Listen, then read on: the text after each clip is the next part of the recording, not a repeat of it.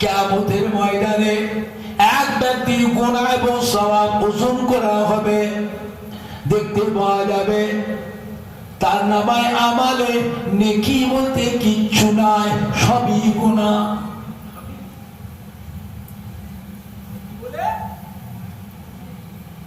আল্লাহ যাও ফেরেশতা ওকে নিয়ে যে জাহান্নামে ফেলে দাও। আল্লাহ ফেরেশতারা ধরে জাহান্নামে। এমন সময় আমার আপনার নবী, নূর নবী, দয়ার নবী, হায়াতুন নবী আর একটা কোথায় নিয়ে যাচ্ছ? আমার গুনাহগার উম্মতকে কোথায় নিয়ে যাচ্ছ? বলে হুজুর এর তো কোনো নেকি নেই, সবই গুনাহ। আল্লাহ হুকুম করে যে জাহান্নামে নিয়েছে, জাহান্নামে আমার উম্মাহ আল্লাহ পাক আমাকে দায়িত্ব দিয়েছেন। জোরে বলবেন না? উম্মতটা কার? আমার। ছেড়ে দাও। ফেরেশতা ছাড়েন, টানছে জাহান্নামে, নবী টানছে বেহেশতের দিকে, আর ফেরেশতা টানছে জাহান্নামে। আল্লাহ বলে ফেরেশতা আমার হাবিবের অসম্মান করো না। ফেরেশতা আমার হাবিবের অসম্মান করো না। আমি স্বয়ং আল্লাহ আমার হাবিবের সম্মান করি। জোরে বলতে পারছেন না? আর একটু জোরে বলা যাবে না? আল্লাহ বলে ফেরেশতা ছেড়ে দাও। আল্লাহ ফেরেশতা ছেড়ে দেবে, আমার রাসূলের পাক ধরে টেনে টেনে দিয়ে আল্লাহ আরশ আজিমের ছায়া।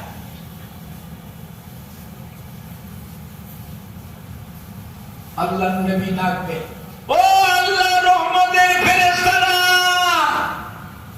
এদিকে এসো, রহমতের ফেরেশতারা এদিকে এসো। রহমতের ফেরেশতা আছে না? না, কিছু জানে না। আর গজবের ফেরেশতা কথা বলে, গজবের ফেরেশতা আছে না? আযাবের ফেরেশতা আছে না? না। কালা ফেরেশতা আছে না? না। অন্ধ ফেরেশতা, বোবা, কি বলে, বেহারা, বেহারা ফেরেশতা আছে না? না। নবী ডাকবেন রহমতের ফেরেশতা, ও আল্লাহ রহমতের ফেরেশতারা এদিকে এসো। রহমতের ফেরেশতা, রহমতের ফেরেশতাদের দয়া মায়া আছে না? না।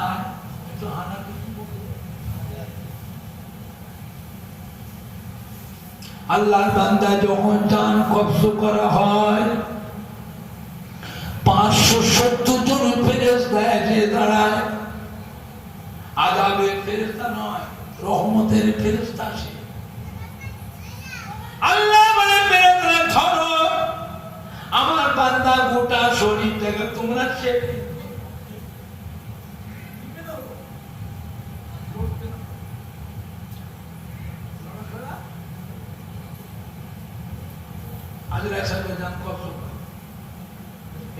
চেপে ধরলে কষ্ট হবে না? হবে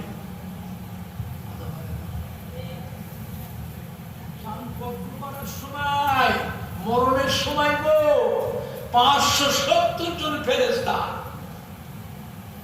এসে বান্দাকে চেপে ধরে, কি মেয়ে ছেলে কি বেটা ছেলে। আর আজরাসা জানটা কষ্ট,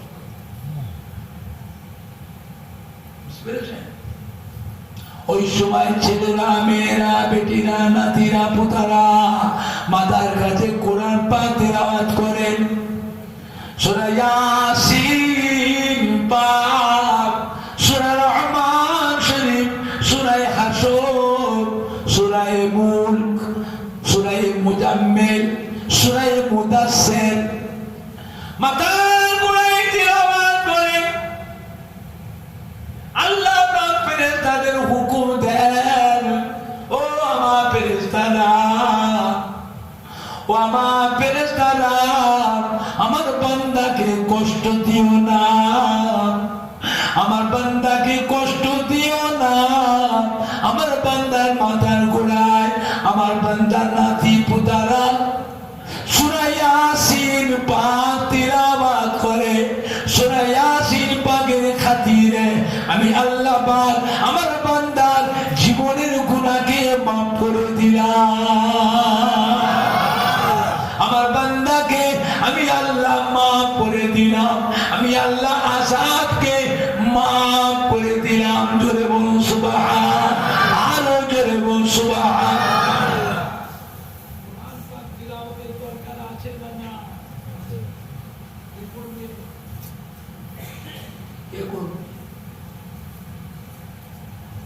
আমার আব্বাজান হযরত ছোট হুজুর পীর কিবলা রাহমাতুল্লাহ আলাইহি আমাকে ডেকে কি বলেছে, বাবা অমুক এদিকে আয়। আমি যাবে বলে যাচ্ছি, যতদিন বেঁচে থাকবি আমার এই ওসিয়তটাকে নসিহতটাকে মনে রাখিস। সারা বছর ধরে জালসা মাহফিল করছিস, দেশ বিদেশে যাচ্ছিস, তোর দাদুর মুড়িদের ছেলেরা, তোর দাদুর খলিফার মুড়িদের ছেলেরা তো তোকে নিয়ে যে কত আদর যত্ন করে, কত সম্মান করে, কত খেদমত করে, ভালো মন্দ খাওয়ায়, সব জায়গায় গিয়ে দোয়া করে আসছিস। গ্রামে গ্রামে, বাড়িতে বাড়িতে, কারখানায় কারখানায়, অফিসে অফিসে, ফ্যাক্টরিতে ফ্যাক্টরিতে, সব যে মাদ্রাসায় মাদ্রাসায়, প্রতিষ্ঠানে প্রতিষ্ঠানে, সব জায়গাতে দোয়া করে আসছিস। বল তোর নিজের বাড়িতে দোয়াটা কে করবে?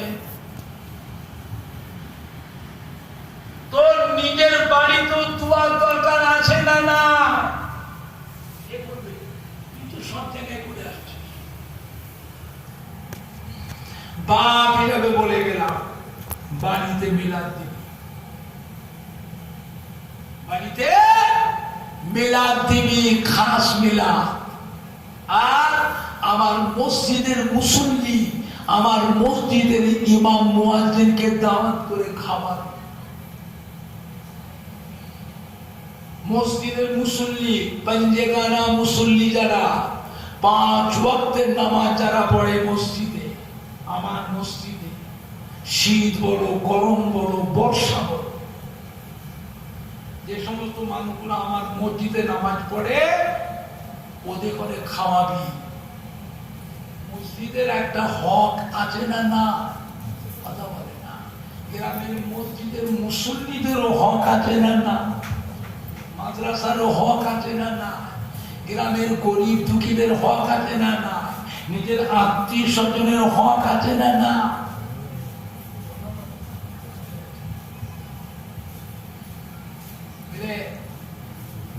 বাড়িতে মিলাদ, আমার মাদ্রাসার ছেলেগুলোকে দাওয়াত করে খাওয়া। নিজেরা তো পারবি না, ছেলে মেয়ে নাতি পোতা নিয়ে সংসার নিয়ে ঝালাপালা হয়ে থাকবে, বাবা পারবে না। আমার মাদ্রাসার ছাত্রগুলোকে একটু ভালো মন্দ নাস্তা খাওয়াবি, ওদের ঘর দিয়ে 1 খতম 2 খতম কোরআন শরীফ পড়িয়ে, 1 খতম 2 খতম কোরআন শরীফ পড়িয়ে, একটা দিন ছিল, একটা মিলাদ হোক, সবেস্থানীয় হোক, ওয়াজ হোক। ব্যবসায়ীরা দোকানে ব্যবসা করে, বছরে একদিন হালখাতার দিনটা তো মসজিদের ইমাম মুয়াজ্জিনকে, মুসল্লিদের, মাদ্রাসার ছাত্রদের নিয়ে দোকানে একটু কোরআন পাক তিলাওয়াত, একটু দোয়া হতো না? হতো নি? আর কি হচ্ছে? গানের শুনে গজল হচ্ছে, গজল। গজল নয়, গজল, ওরা গজল, গজল নয়, গজল গানের শুনে হচ্ছে। সেসব মানুষ তুলে দিতে আপনার করে না। একটা মানুষ মরে গেলে তার নামে 4 দিনে, 7 দিনে, 21 দিনে, 41 দিনে 3টে 4টে মসজিদের মুসল্লি দাওয়াত হতো। সব মুসল্লিরা আসতে, প্রত্যেকের হাতে থাকতে একটা করে কোরআন শরীফ, 30 পারা কোরআন শরীফ, 1 পারা করে 30 পারা, সবাই হাতে থাকতো।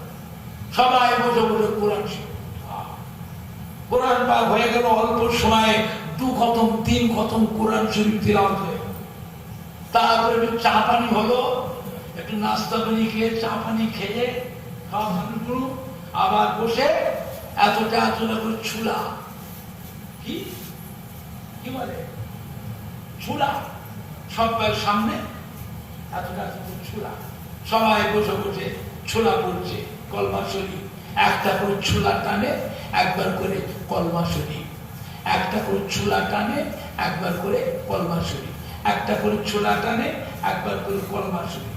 অল্প সময়ের মধ্যে 1,25,000 কলমা শরীফ পড়াবে। সবাই পড়ে তো,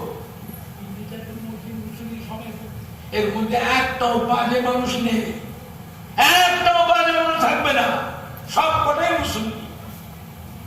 বুঝলেন না?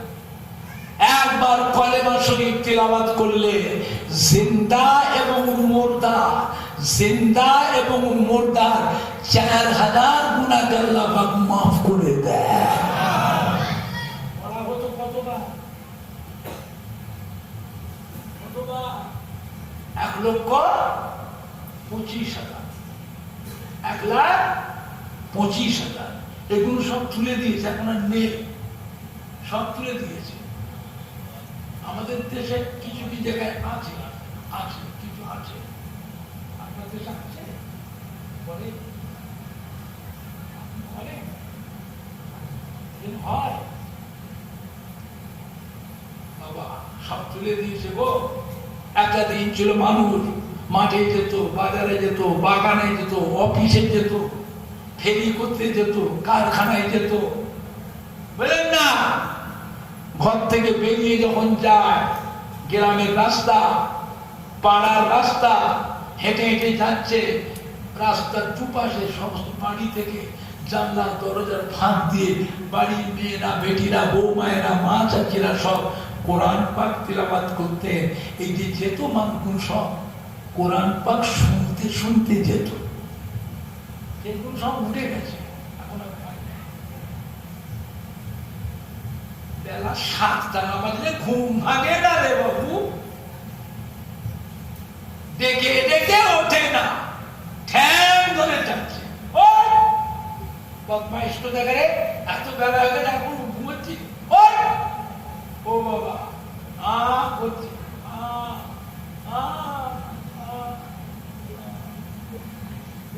মানে আর একদিকে ঘুরে শুনছে, এরকম করছে কেন?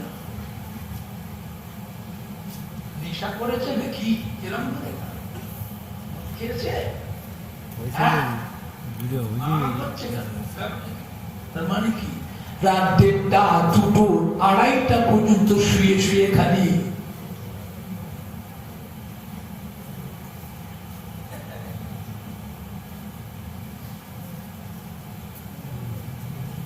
কি বলে? রাত 1:30, 2টো, 2:30টা পর্যন্ত শুয়ে শুয়ে যদি ওই করে, এদের সকালবেলায় ঘুম ভাঙবে?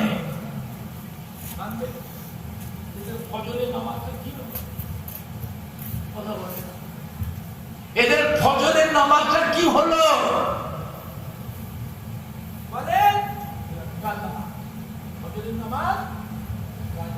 বলেন আপনারা? ঠিক করে বলেন। 5 ওয়াক্ত নামাজের মধ্যে আল্লাহ রাব্বুল আলামিনের কাছে সবথেকে গুরুত্বপূর্ণ নামাজ কোনটা?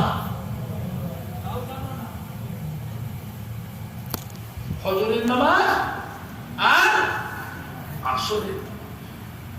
ফজরের নামাজ আর আসরের নামাজ। আসরের নামাজ